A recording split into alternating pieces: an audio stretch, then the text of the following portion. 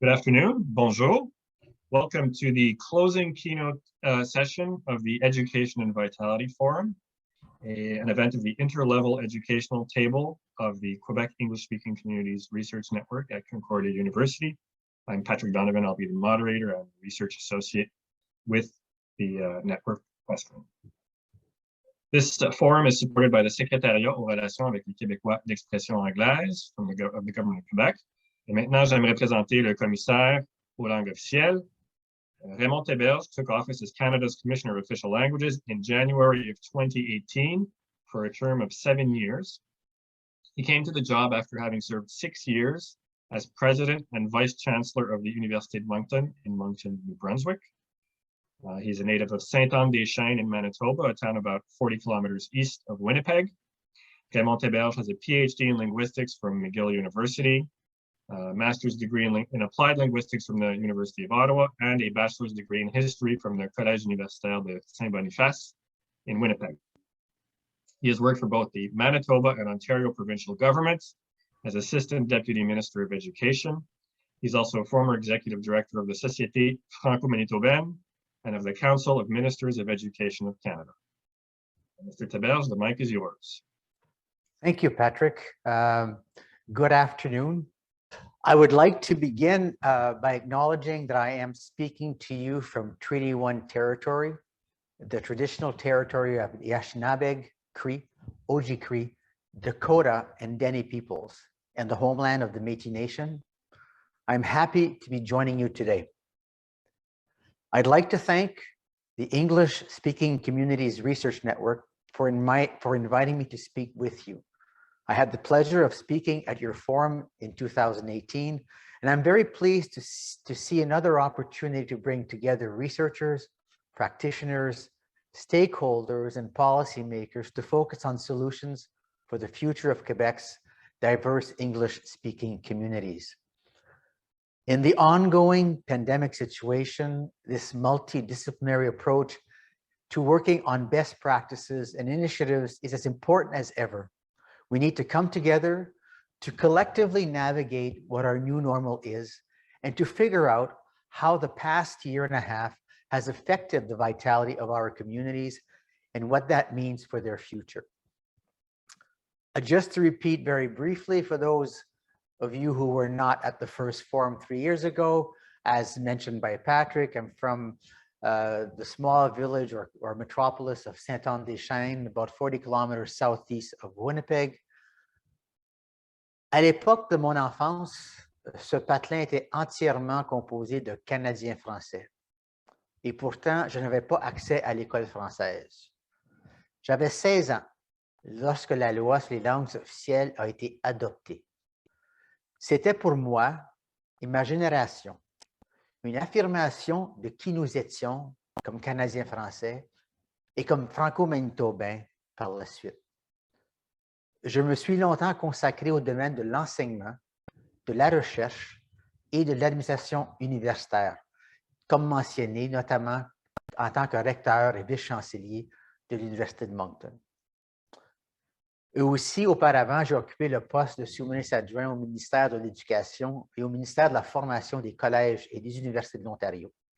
Et aussi, j'ai assumé la direction de la Société franco-manitobaine au début des années 80, société qui défend les intérêts de la communauté francophone au Manitoba. Et aujourd'hui, on a renommé la Société franco-manitobaine pour être plus inclusive. On l'appelle maintenant la Société de la francophonie manitobaine. Et c'est à ce moment-là que j'ai rencontré des représentants d'Alliance Québec qui sont venus appuyer la communauté francophone du Manitoba à ce moment-là, durant la crise linguistique entourant l'article 23 de l'Acte du Manitoba. Donc, l'importance de l'éducation et surtout de l'éducation en milieu minoritaire a toujours été et continue d'être un fil conducteur dans ma vie.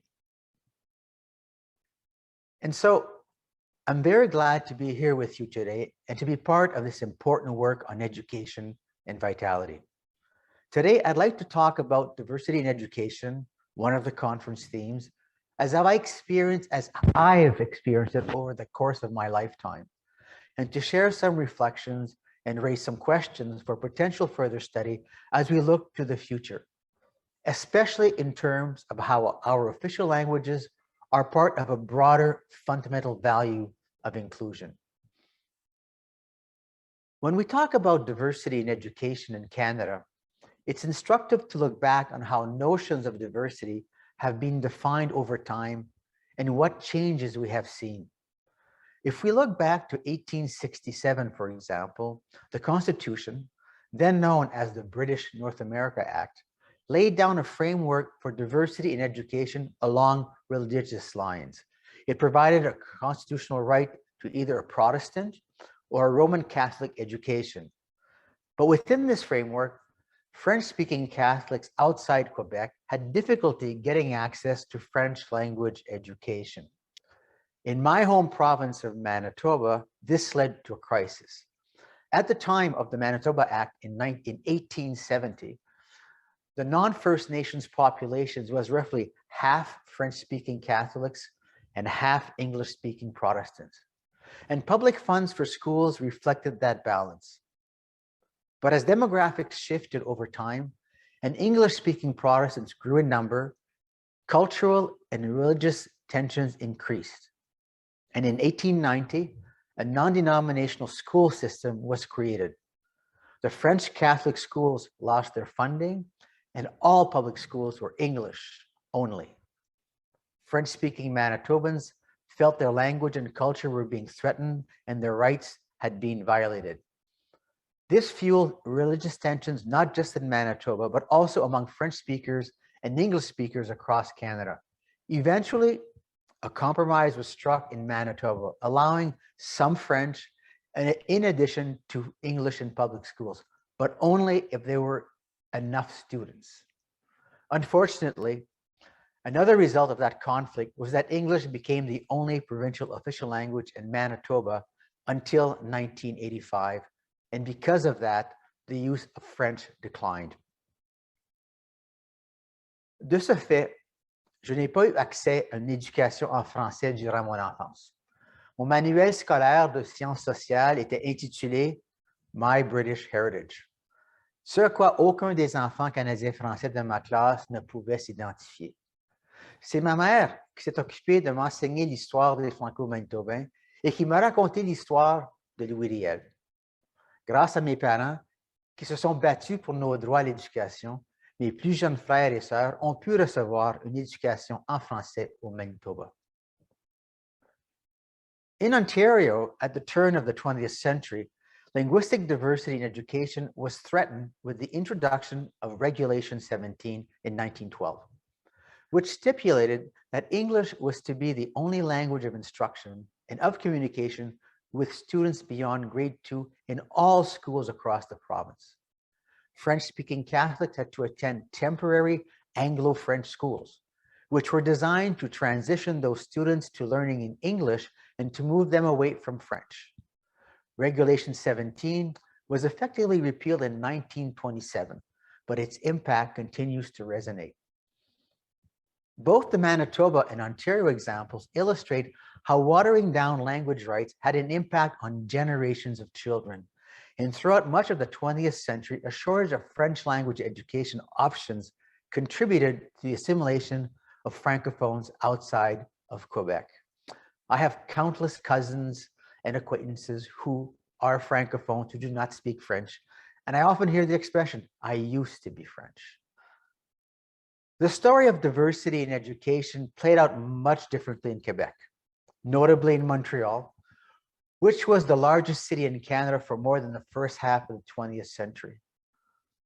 Montreal's English language community, which had a strong denominational education system, was absorbing new waves of non-Anglo-Saxon immigration, Jews from Eastern Europe and immigrants from Greece, Italy, and other European countries and the Caribbean.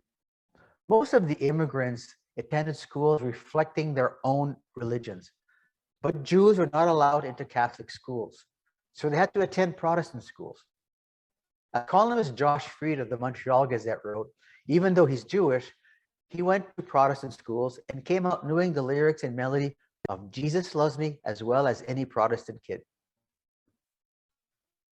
Quebec's Charter of the French Language Bill 101 completely changed the diversity equation in education when it was passed in 1977.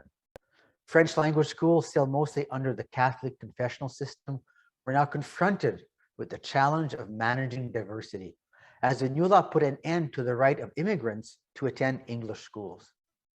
It wasn't until 1997 that the province negotiated a constitutional amendment with the federal government, with the approval of the English-speaking minority, for schools to be reorganized along linguistic lines, replacing the religious framework that had been in place since the beginning of Confederation. Pendant ce temps, la consécration de la Charte canadienne des droits et libertés dans la loi constitutionnelle de 1982 représentait un point culminant pour l'éducation des francophones hors Québec. La nouvelle Constitution de 1982 demandait aux deux majorités, les francophones au Québec et les anglophones ailleurs, d'accommoder les minorités de langues officielles en leur sein. À titre de Premier ministre, Pierre Elliott Trudeau expliqua, et je cite, « La clause 23 obligera les autres 9 provinces anglophones à donner de l'éducation à leurs minorités francophones. Et, je le dis en passant, je crois que c'est un jour noble pour le Canada où enfin nous avons reconnu que les minorités scolaires francophones partout au Canada auront maintenant une garantie constitutionnelle d'être protégées. » Cette partie de la charte, la clause 23, l'article 23, est également de nature réparatrice, c'est-à-dire qu'elle doit être interprétée par les tribunaux de façon large et libérale, afin d'aider à réparer ou à compenser les actions suppressives qui ont contribué au déclin de la vitalité de la langue française à l'extérieur du Québec, ainsi que des communautés francophones minoritaires. Education and educational institutions are, have been, and will always be intrinsically linked to community vitality. Within QUESCREN and in official language minority communities across Canada more generally, there is increasing interest in the concept of an education continuum.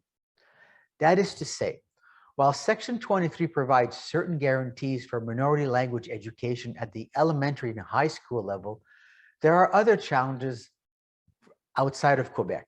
Efforts are underway to preserve and promote French language post-secondary education.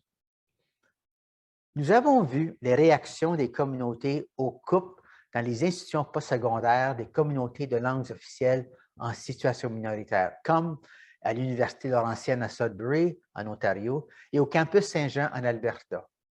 Ces coupes sont mal avisées et ne tiennent pas compte des répercussions à long terme sur la vitalité des communautés. Nous avons également été témoins d'une extraordinaire mobilisation des différents ordres de gouvernement et de groupes communautaires pour la construction de l'Université de l'Ontario français, qui a accueilli sa première cohorte d'étudiants de premier cycle à temps plein. C'est un dénouement très prometteur pour l'avenir du français en Ontario. In Quebec's English-speaking communities, I'm discovering that challenges in the continuum are presenting themselves in early childhood education. This is particularly true outside of Montreal, where the English-speaking minority is experiencing problems that are similar to those of many Francophone communities outside of Quebec, and where it seems difficult to access early childhood services in the minority official language. I had a meeting on this issue recently with the Committee for Anglophone Social Action in the Gaspé region and with the Community Health and Social Services Network in Quebec City. The needs in early childhood education they described reminded me of the same needs I had when I was a young parent in a Francophone minority community in Manitoba. A program developed by CASA called Bright Beginnings is being implemented across Quebec with funding from a private foundation. And there is clearly a need for more focused action in this area on the part of the federal government. And that's not to say Montreal doesn't have its own needs. Both in and outside of Montreal, there are shortage of specialized English language services for preschoolers in speech therapy and in other areas. To be sure, Quebec's English language schools are facing some significant new issues today, including the diversity front. I am following these issues closely. Quebec's Act respecting the laïcité of the state, also known as Bill 21, or the secularism law, and its act to amend mainly the Education Act with regard to school organization and governance, also known as Bill 40, which abolished school boards and replaced them with service centers, are currently being challenged before the courts. So I'm therefore limited in what I can say given my role.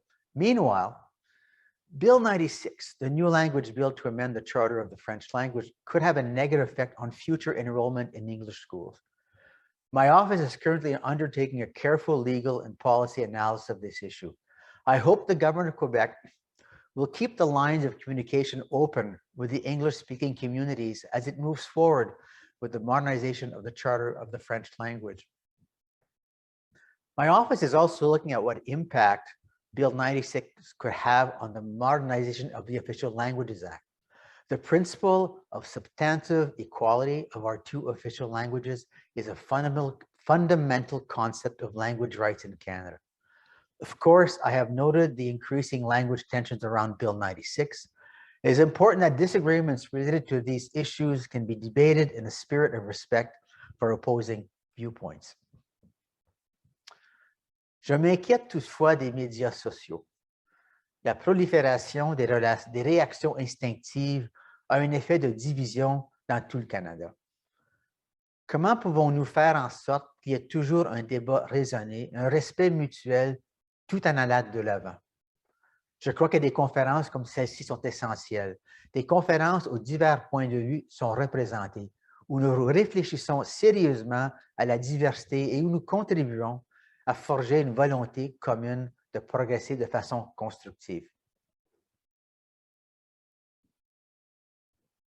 We've heard a lot about linguistic insecurity over the past couple of years, and there is an important link to make here with inclusion and education. Linguistic insecurity in English or French is the idea that people aren't comfortable using these languages, whether it's their first or second official language. You could be a perfectly bilingual Franco-Albertan who is reluctant to speak in your French language because you feel that it makes others uncomfortable. Or you could be an English-speaking Quebecer who feels pressure to use French rather than English. You may be happy to use French, but you may also be getting the message that your language is not welcome. Or you may fear that your French will be judged as inadequate. For a variety of reasons, there are insecurities at play. Voltaire a dit, le mieux est l'ennemi du bien. J'entends souvent des gens dire qu'ils trouvent que leurs compétences dans leur seconde langue officielle ne seront jamais suffisamment bonnes. Pour être à l'aise avec ses compétences suffisamment bonnes, il faut se faire confiance et faire le saut. Ce saut est un important à prendre, car pour devenir à l'aise à utiliser sa seconde langue dans différentes situations, il faut s'y exercer beaucoup. C'est en fait un projet de toute une vie. C'est un message que nous essayons de transmettre lors de nos présentations aux enfants d'âge scolaire au Québec, dans les écoles de langue anglaise et de langue française, ainsi que partout au Canada. We talk about the vicious circle. You feel insecure using your second language, so you don't use it. And because you don't use it, you don't get better. And so you keep on not using it, and you never get better. By contrast, there is the virtuous circle. You try, so you get better. And because you're getting better, you keep trying, and so you keep getting better. Importantly, your effort to try can inspire others to practice their second language skills more often, so everyone feels comfortable. Sometimes, of course, all it can take is just a few negative comments from someone about the quality of your second language, French or English, your quote-unquote bad accent, say, or your occasional mispronunciation, to turn a virtuous circle back into a vicious one. Quand nous pensons à la diversité, à l'inclusion dans le contexte d'un pays avec deux langues officielles, c'est important pour nous de penser à apporter un peu plus de sécurité linguistique dans la société canadienne. La liberté d'être à l'aise de parler au niveau de la langue qui est la vôtre. Cela signifie que l'on doit mieux accepter et reconnaître les diverses variétés de français et d'anglais au Canada, les efforts des gens pour apprendre nos deux langues officielles. It bears mentioning that our official languages belong to all Canadians, regardless of their ethnic, cultural, or linguistic background. According to the most recent census data, there are nearly 7 million people in Canada whose mother tongue is neither English nor French, but who use one or both official languages to participate in our broader society. In Quebec, among those who speak English as their first official language, 33%, or about 360,000 people, are immigrants. 30%, or about 330,000 people, are visible minorities, and 4%, or about 45,000 people, are Indigenous. The English-speaking communities of Quebec are diverse and becoming increasingly so. Trop souvent, je constate un discours qui place le respect de la diversité et de l'inclusion d'un côté et le respect pour les langues officielles de l'autre, comme s'ils étaient mutuellement exclusifs. Ils ne sont pas. Le Canada devient de plus en plus diversifié, tout comme nos communautés de langues officielles en situation minoritaire. Je crois qu'il est très important de comprendre qu'au Canada, nos politiques en matière de multiculturalisme et de langue ont toujours été destinées à coexister et à se renforcer mutuellement. Nous avons une politique sur les langues officielles et une politique sur le multiculturalisme, et nous avons maintenant une politique sur les langues autochtones. Et un mot si petit, mais si fort à la fois qui représente l'inclusion, l'une de nos grandes forces en tant que pays. In my own lifetime, as I've said, I have witnessed firsthand some extraordinary changes in Canadian society, and not just publicly, but personally too. I now have grandchildren of Indigenous background. We've just marked Canada's first National Day for Truth and Reconciliation to honor the survivors and lost children of residential schools, as well as their families and their communities. I recently spoke with Jamie Moses, the new language commissioner of the Cree Nation government of Quebec, and learned that both of his parents went to French language residential schools in Quebec, and that he was raised mostly by his grandparents. There is a growing realization that we all need to learn more about the history of residential schools in order to help mitigate the shortcomings in the traditional teaching of our national history. La voie de la réconciliation est essentielle pour le succès de notre pays. Cette prise de conscience a suscité un soutien accru du public envers la préservation et la promotion des langues autochtones. Oui, je suis le commissaire aux langues officielles du Canada et je soutiens pleinement la promotion, la protection et la revitalisation des langues autochtones dans le cadre du processus de réconciliation. I'm convinced that the story of Canada will never be complete, and that's a good thing. Each generation works to re-examine the past and question the present, with a view to reimagining a brighter future. Right now, we are at a pivotal time where we're taking a good hard look at Canadian identity, and in Quebec, at Quebec identity as well, and figuring out how to vivre ensemble, as we say in French. In closing, I'd like to commend you for focusing this forum on diversity and education, because by talking about education, we are essentially talking about our youth. And by talking about our youth, we are talking about the future. The English education system in Quebec has always been a fertile ground for trying new ideas and approaches in education. French immersion, for example. Your willingness to innovate will continue to be important going forward. And so will your research. I look forward to the research that will be coming out on Bills 21, 40, and 96. QUESCREN is a well-placed hub for research in Quebec. And I'm pleased to see that there's a growing pool of researchers who are getting more opportunities to contribute their expertise on issues relating to education, language, and culture within Quebec's English-speaking communities. C'est un grand honneur pour moi de servir en tant que commissaire durant cette période à la fois stimulante et passionnante, et d'avoir l'occasion de contribuer à façonner la politique sur les langues officielles pour les années, les générations à venir. And on that note, thank you for your attention.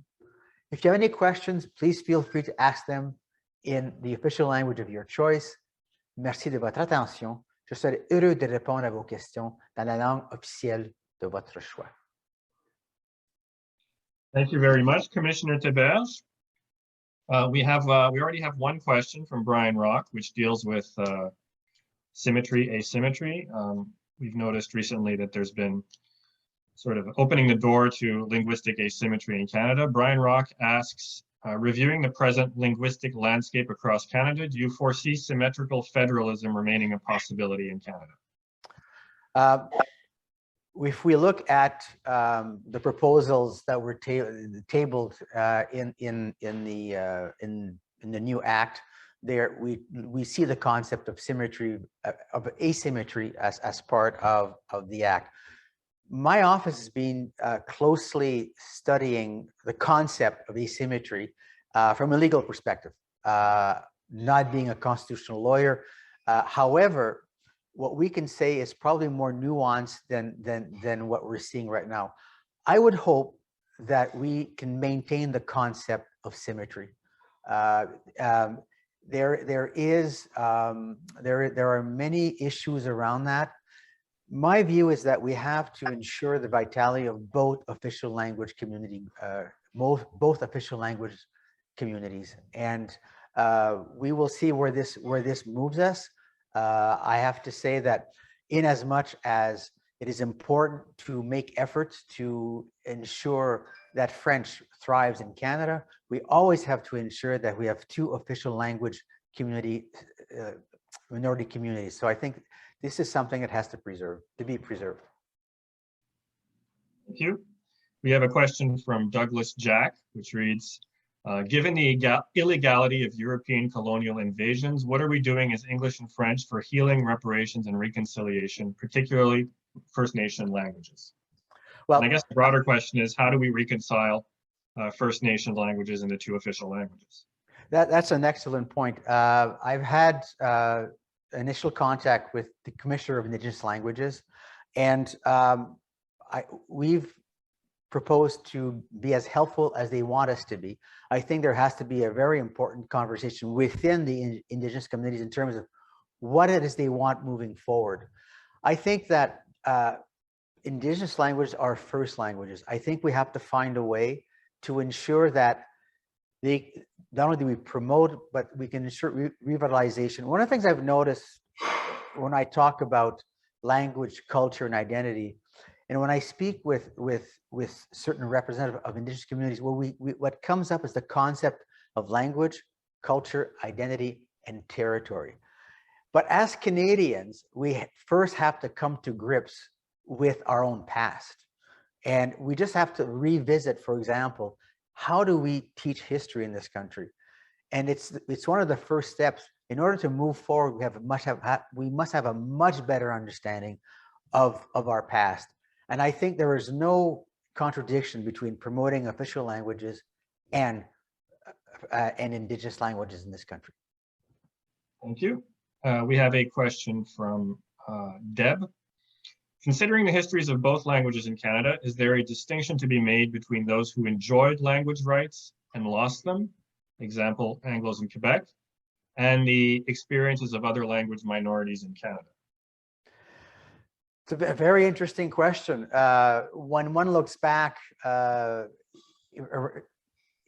with respect to a number of groups lost language rights, when in Manitoba, English became the one language of education, German schools closed down, Ukrainian schools closed down, as did French schools.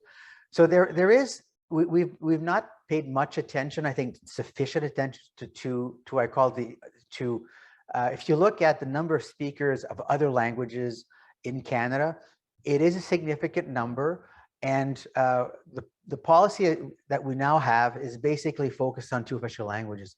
So I think we have to think about, in Manitoba, at one point, we talked about ancestral languages or heritage languages. We had we had German immersion programs, we had Ukrainian immersion programs. So the question is, what are the languages of our national conversation? I think if you speak French and English, you can reach 98% of Canadians. So, but we've not had that conversation about other languages, other than recently talking about Indigenous languages. So this is something that has to be revisited. If we go back to 1972 and 1969, it's basically un pays multiculturel dans un cadre bilingue. And we have not moved much further than that, I would say, in the last number of years. And we now have a question from Ruby Pratka from the Quebec Chronicle Telegraph. How do you see the importance of community-controlled schools in the maintenance of the vitality of official language minority communities? Crucial. If one looks back at the implementation of Section 23, I will speak more in terms of the experience I've had in Western Canada. Prior to Section 23, the rates of linguistic transfer assimilation were extremely high right across Western Canada. With the arrival of the management and control of schools, you have to understand the rights, Section 23 are rights that are given to parents. So it's up to parents to decide how schools will be managed. And the more community-based the school is, the better it can deal with local conditions and local situations. I think one of the strengths of education in Canada, and when I was at CMEC, we participated in many OECD initiatives, was decentralization. It was seen as one of the key factors contributing to student success. It was decentralization. In other words, communities know best what's best for the community. So I think schools have to be close to their community. I think we have the data to support that. We have evidence supporting that. Okay, thank you. We have no more questions in the chat. We can open the floor up to people who would like to speak. In the meantime, I mean, I have a question. We've seen an encouraging rise in French language education outside Quebec since about 2005 at the primary and secondary levels. The post-secondary levels, there's been, as you know, many issues as you brought up. In Quebec, Anglophone sector has declined. How do we halt that decline? What is the Commissioner of Official Languages strategy? What is being done at the federal level? So basically, at the federal level, there's a couple of programs that exist which support minority language education. The Official Languages Program in Education, for one. And I think what has to happen is the reality of schools in Quebec are not the same as the reality of schools in French minority situations. The history is different. The immigration patterns are different. And I do think there are issues around enrollment. So how can we ensure that the school system will have enough students to maintain its viability? I think of areas like La Gaspé or the numbers are shrinking. And so this has to be addressed. Now, is it through the federal government that we can address these issues? Is it through the Commissioner's office? I think we have to make sure that when we talk about official languages action plans, that the needs of the communities be clearly articulated. One of the differences between some of the French language minority communities and the English-speaking minority in Quebec is what I call the social infrastructure. Outside of Quebec, we have groups that represent parents, seniors, all segments of society. While I look at the Quebec, the English-speaking minority in Quebec as a young minority. I've said that many times, without necessarily having all that social infrastructure to support the community.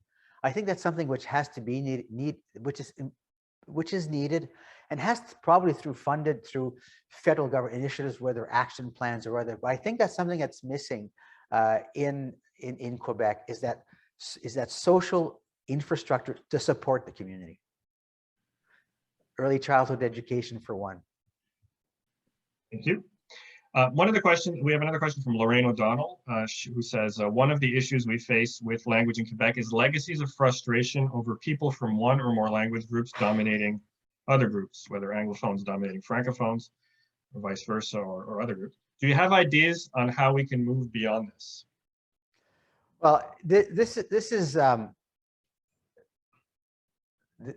long-standing issue. I think what has to happen is we have to create a forum or forums so that people can come together.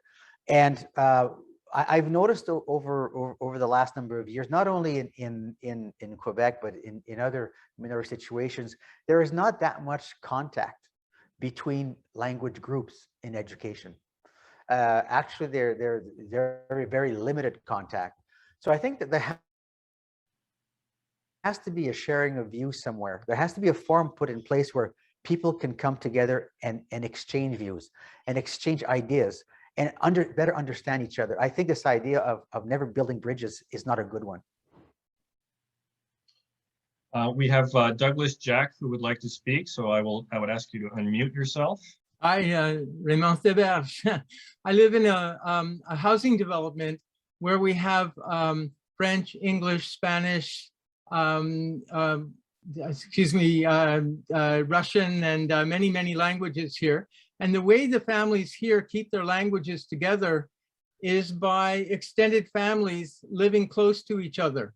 And so the multi-home, the apartment building, plays a real key role. Has there been a strategy looked at in the Canada's language officials about maintaining these cultural scales? I would say I am not aware of any initiatives with respect to that.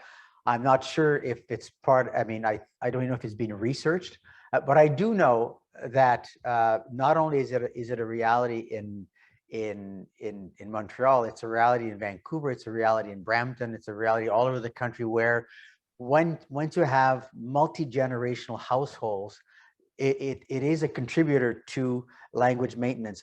One of the things that we've seen over the years is, we can call it the 3-generation rule or something of that nature, is grandparents will often speak a language, their children will, but will their grandchildren speak that language? And I think once you lose that connection between the generations, that's when you see a certain amount of language loss. So I think it's something we can look at, but then it is also maybe an issue that should be researched by members of various organizations that are present here today. Thank you very much. So if anyone has any other questions, I would welcome, you can raise your hand and I will unmute you. If there are no comments, I've got some comments. Okay. So when we talk about the changes over the last 50 years, I just have to sort of give you some examples of what's happened. When I was growing up in a small town, we had other small towns that were very, like they had ethnic representation. We had German towns, we had Ukrainian towns, we had French towns. And at the time, that was diversity. That was what we addressed as diversity. And today, we are a much more multicultural country, and the concept of diversity has moved way beyond the concept of ethnicity. It really speaks a lot more about social justice than about things like ethnicity. And if you go back to the early 70s, ethnic studies were limited to basically the Portuguese in Canada, the Ukrainians in Canada. They were more like case studies, but now we talk about diversity, it goes way beyond ethnicity. And I think when we look at our educational system and we look at diversity in our educational system, yes, I'm official languages, that's who I am. But the reality is that the classrooms are much more diverse. So how do we deal with that? How do we make sure that people see themselves, hear themselves? How are they represented? And that is a huge challenge that we have to face. And diversity is a strength, but also presents many challenges. And one of the things that we really have to do better in this country is teaching history. And history has been used in so many ways. It has been instrumentalized, and it's really, what I can tell you is the history I was taught had nothing to do with the history that I know.